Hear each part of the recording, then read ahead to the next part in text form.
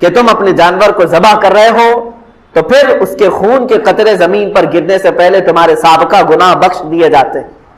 اب قرآن کی آیت کی طرف بھی اگر آپ آؤ، 17ویں پارے میں سورۃ الحج میں اللہ تعالیٰ فرماتا ہے لَن يَنَالَ اللَّهَ لُحُومُهَا وَلَا دِمَاؤُهَا، تمہارا گوشت اور تمہارا خون اللہ تک نہیں پہنچتا ہے، یہ گوشت اور خون نہیں پہنچ رہا، وَلَٰكِن يَنَالُهُ التَّقْوَىٰ مِنكُمْ، بلکہ اس کے ذبح کرنے کے وقت جو تمہارے دلوں کی نیت ہے وہ اللہ کو معلوم ہے، اسی پر تمہیں اجر و ثواب ہے۔ تم کس لیے کاٹ رہے ہو؟ گوشت کھانے کے لیے کاٹ رہے ہو یا اللہ کا تقرب حاصل کرنے کے لیے، اللہ کا قرب حاصل کرنے کے لیے؟ آپ سوچتے ہوں گے ایک جانور کو ذبح کر کے اللہ کا قرب کیسے حاصل ہوتا ہے، کیسے اس کے قریب ہوتا ہے آدمی ایک جانور کو کاٹنے؟ میرے عزیزوں، یہ بھی میرے رب کا احسان ہے۔ کیا ہے جانتے ہیں؟ در حقیقت قربانی تو اپنی جان کی ہونی چاہیے تھی۔ اللہ تبارک و تعالیٰ چاہتا تو تم سے یہ فرماتا، جیسے حضرت ابراہیم علیہ السلام سے مانگا اس نے، اللہ تبارک و تعالیٰ نے فرمایا کہ اے ابراہیم اپنے بیٹے کو ذبح کرو۔ حکم تو یہ ہو سکتا تھا کہ اے امت مصطفیٰ کے مسلمانوں، تم اتنے سال جیو، 25 سال کی عمر ہو جائے تو آؤ اپنی گردن دے دو، 40 سال کی عمر ہو گئی ہے تو آؤ قربان گاہ میں اپنے آپ کو کٹوا دو۔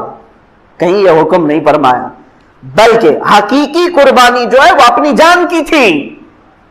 اللہ تبارک و تعالیٰ نے جیسے اپنے نبی کے لیے دمبا بھیجا جنت سے، وہ تو صرف ان کا امتحان تھا، اسماعیل علیہ السلام کو کاٹا تو نہیں گیا، ان کے بدلے میں بکرا کاٹا گیا۔ تو رب تبارک و تعالیٰ نے فرمایا اب امت مصطفیٰ کے لیے بھی، بلکہ تمام مومنین کے لیے بھی یہی حکم ہوگا کہ تم کاٹو گے اپنی طرف سے کوئی بکرا یا جانور، لیکن مولا تعالیٰ کی طرف سے تمہاری خود کی قربانی سمجھی جائے گی، تم نے خود قربان کیا ہے۔ اور یہ تصور کب آتا ہے جانتے ہیں آپ؟ قربانی کا جو اصل مفہوم ہے، ظاہر سی بات ہے اب کے زمانے میں یہ تھوڑا سا مشکل ہے۔ جیسے ہم حصوں والی قربانی لیتے ہیں، ہمارا بیل کہاں کٹا ہم کو پتہ ہی نہیں چلتا ہے۔ اصل جو قربانی ہوتی تھی وہ ہمارے اپنے پالے ہوئے جانوروں کی ہوتی، یا ذبح کرنے سے چند دن پہلے لائے جاتے تھے۔ اور اس کے آداب میں یہی ہے کہ اگر تم قربانی کا کوئی جانور لائے ہو تو اسے اچھا کھلاؤ پلاؤ اور اس کو سجا کر کے رکھو، اس سے محبت کرو۔ حتیٰ کہ بہت سارے ایسے بزرگ ہیں جنہوں نے یہ بھی فرمایا کہ اسے نہلاؤ دھلاؤ، تمام جانوروں سے اسے الگ کچھ نشانی ڈال کر کے رکھو۔ اور پہلے کے دور میں ہار پہنائے جاتے تھے ان جانوروں، ان کو الگ رکھا جاتا تھا اور سارے لوگ جانتے تھے کہ یہ قربانی کا جانور ہے، ہار پہنا کر کے انہیں الگ رکھا جاتا تھا۔ اسی سے قلادہ ہے، جیسے عرب میں بھی حج کے لیے جب صحابہ آتے تھے تو ہار پہنا کر کے جانوروں کو قربان گاہ لاتے تھے مینا میں۔ ان جانوروں کے ساتھ یہ سلوک کیوں کرایا گیا؟ انہیں صبح شام دوپہر ان کے کھانے پانی کو دیکھو، ان کے اوپر تم ہاتھ پھیراؤ۔ دو باتیں، ایک تو میرے آقا صلی اللہ علیہ وسلم فرماتے ہیں قیامت کے دن یہ جانور اپنے سینگ اپنے کھر اپنے گوشت اپنی کھال کے ساتھ آئے گا، ان تمام چیزوں کے ساتھ آئے گا، اور رب تعالیٰ سے فرمائے گا اے مولا تیرا قرب حاصل کرنے کے لیے اس نے مجھے تیرے دربار میں ذبح کیا، اے کریم خدا اب اسے جہنم کی آگ سے تو حرام فرما دے۔ مولا اس جانور کی اس بات پر تم پر سے جہنم کی دوزخ کی آگ کو حرام فرما دیتا ہے۔ یہ بھی حدیث پاک میں ہے کہ یہ جانور تمہاری سفارش کے لیے آئے گا، پہلا یہ۔ دوسری بات یہ ہے کہ جب تم پالتے ہو، اسے پانی پلایا، اسے کھانا کھلایا، اسے سجایا، اسے ہار پہنایا، اور ظاہر سی بات ہے جب کسی سے محبت ہوتی ہے تو اس پر چھری چلانا معمولی بات نہیں ہے۔ اب یہی چیز دیکھی جاتی ہے ذی الحجہ کی 10ویں کو یا 11ویں کو یا 12ویں کو اپنے ہاتھ سے کھلائے ہوئے جانور کو، اپنے ہاتھ سے پلائے ہوئے جانور کو، اپنے ہاتھ سے اسے پھول پہنائے تھے، نہلائے دھلائے تھے، جب چھری چلا رہے ہو تو در حقیقت تم اپنی خواہشات پر چھری پھرا رہے ہو، اور یہی رب تعالیٰ کی بارگاہ میں قبول ہے کہ تمہارا تقوی دیکھا جائے گا۔ اللہ قرآن میں فرماتا ہے لن تنالوا البر حتى تنفقوا مما تحبون، اس وقت تک تم بڑی کامیابی نہیں حاصل کر سکتے جب تک اپنی محبوب چیز کو اللہ کی بارگاہ میں قربان نہیں کرتے، اپنی پسندیدہ چیز کو جب تک قربان نہیں کرتے۔ اسی لیے جانوروں کے ساتھ انسیت ہونا چاہیے۔ آج کے حالات میں میں یہ سب کے اوپر پابندی نہیں کہہ رہا ہوں، لاگو نہیں کر رہا ہوں، میں تو اس کی حکمتیں بتا رہا ہوں۔ جس کے لیے ممکن ہے وہ کرے، اور جس کے لیے ممکن نہیں ہے ظاہر سی بات ہے وہ دور دراز میں بھی قربانیاں کرتے ہیں، وہ جائز ہے۔ مثال کے طور پر یہاں بیٹھ کر کے اگر کوئی مکہ مکرمہ میں قربانی کا اپنے کو کسی وکیل کو بنایا ہے، وہاں اگر اس نے قربانی کیا تو تمہاری قربانی ہو جائے گی۔ آپ امریکہ میں کریں، انگلینڈ میں کریں، پوری دنیا کے کسی بھی میدان میں کریں، ان دنوں میں اگر قربانی کیا آپ کی جانب سے تو قربانی ہو جاتی ہے، لیکن جو حکمتیں ہیں وہ اپنے پالے ہوئے جانور کے ساتھ اس کی زیادہ ہے، کیونکہ اس وقت آپ کی خواہشات کو آپ ذبح کر رہے ہیں۔ اور ایک بات یاد رکھیں، اللہ تبارک و تعالیٰ نے حضرت ابراہیم علیہ السلام کو بھی کچھ ذبح کرنے کا حکم فرمایا تھا۔ آپ کو معلوم ہوگا تیسرے پارے کی تفسیر میں یہ موجود ہے کہ آپ نے پوچھا اللہ تعالیٰ سے، اے مولا کیا تو موت کے بعد دوبارہ زندہ کرتا ہے؟ رب تعالیٰ نے فرمایا ابراہیم کیا تمہیں یقین نہیں ہے میرے زندہ کرنے پر میں دوبارہ اٹھاتا ہوں؟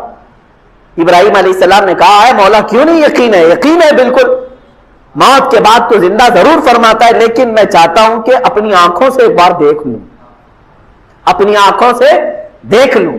یہ قرآن کی آیت ہے، وَإِذْ قَالَ إِبْرَاهِيمُ رَبِّ أَرِنِي كَيْفَ تُحْيِي الْمَوْتَى قَالَ أَوَلَمْ تُؤْمِنْ قَالَ بَلَىٰ وَلَٰكِنْ لِيَطْمَئِنَّ قَلْبِي۔ مولا اس لیے میں عرض کر رہا ہوں کہ میرے دل کو اطمینان ہو جائے، ایک بار دیکھ لوں۔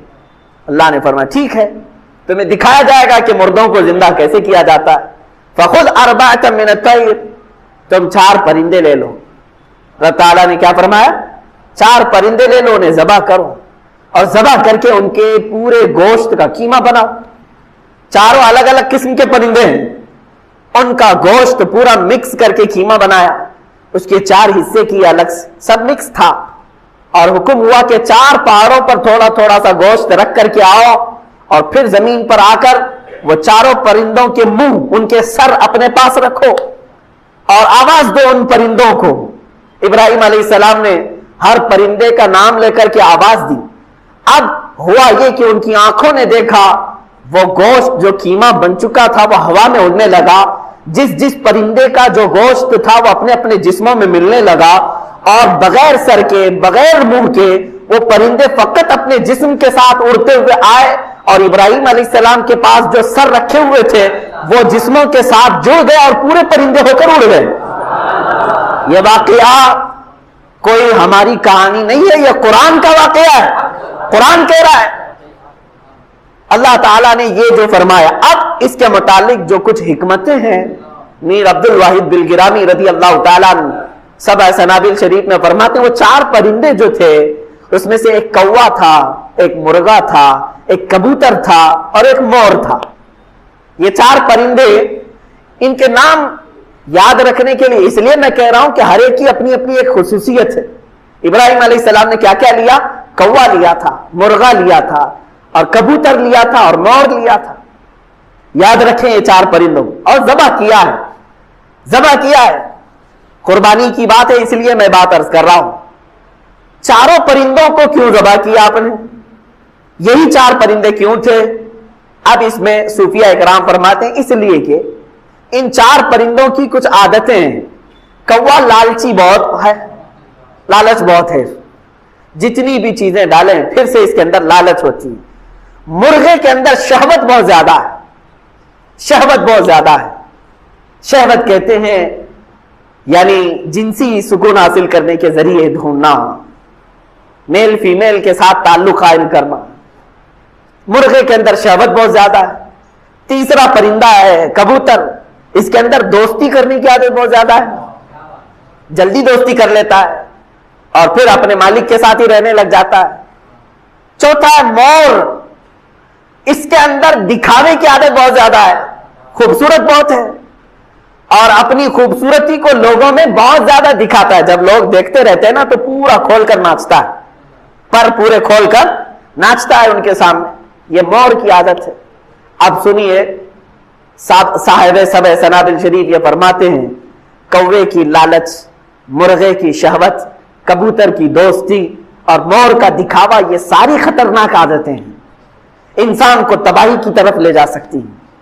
لالچ اتنی خطرناک ہے کہ انسان اپنا دین بیچ سکتا ہے۔ آج دین بیچنے والے دکھ بھی رہے ہیں، محض چند سکوں پر، حکومت کے چند ڈالروں پر بڑے بڑے امامے گر گئے، بڑی بڑی خانقاہیں جوتیوں میں آ گئی، معاذ اللہ رب العالمین۔ عزیزان گرامی، یہ لالچ یہ ہے ان کو بہت نیچے کے درجے تک لے آتی ہے. دوسرا ہے مرغے کی شہوت.